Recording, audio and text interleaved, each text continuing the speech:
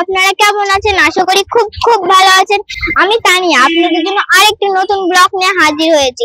আপনারা অনেকেই বলছিলেন যে ফায়ার পান কিভাবে তৈরি করে সেটাই আজ আপনাদেরকে দেখাবো।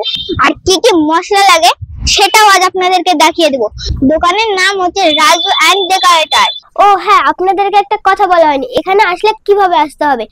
জলঙ্গি থেকে আসতে ঠিক ডান দিকে, বহরমপুর থেকে আসতে ঠিক বাম দিকে, গার্লস স্কুলের মোড়ের চৌরাস্তার মোড় ঠিক হুন্ডা শোরুমের সামনে।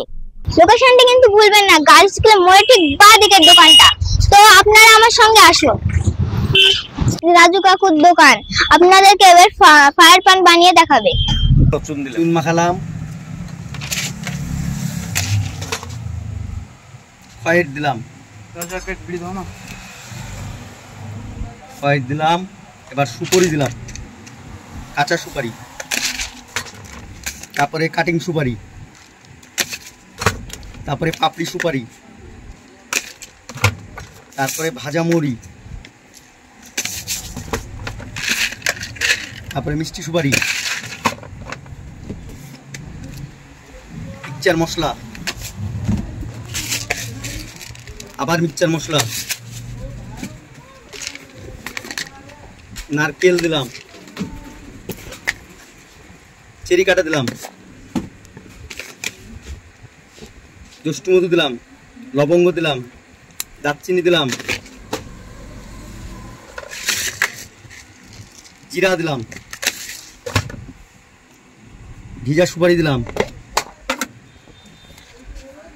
আচার দিলাম। কাকু এটা কি দিলেন? তোমার কস্তুরি।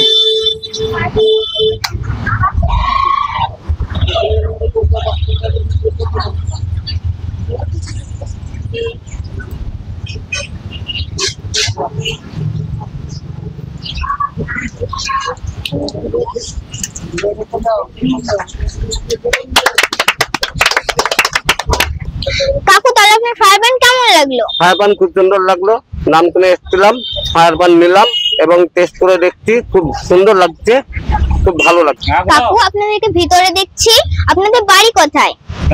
আমাদের বাড়ি জুগিন্দায়।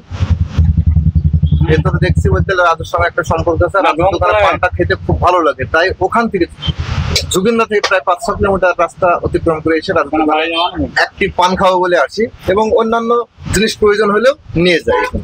আচ্ছা, তো হ্যালো গাইস, তো আজকের ভিডিওটা এত পর্যন্তই ছিল। তো ভালো থাকবেন, সুস্থ থাকবেন, আমাদের চ্যানেলটাকে লাইক, সাবস্ক্রাইব, কমেন্ট করে দেবেন।